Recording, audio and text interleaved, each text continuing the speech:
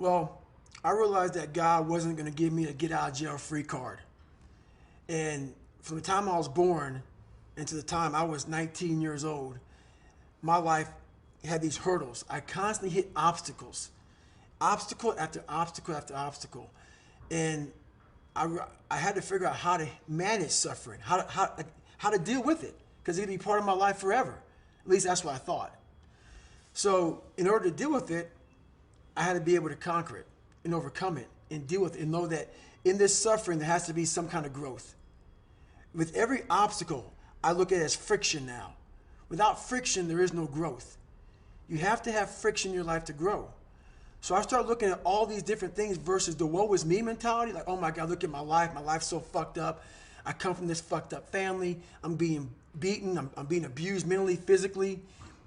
I started looking at it as the perfect trial ground. So I had to flip it upside down and say, okay, I'm suffering tremendously, mentally.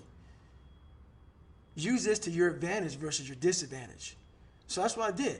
Versus looking at it as like, oh my God, woe is me, I'm never gonna get out of here. I looked at it as, okay, hang on a second. Hang on a second. If I can overcome this, if I can find some power in this, some way to get through this, that right there will be the fuel for the rest of my life. And so I found great strength in suffering. Great strength in it because why? Through all of that, it started to callous my mind over the victim's mentality. You know, and there's interesting data on that, which is why I find what you're saying so interesting.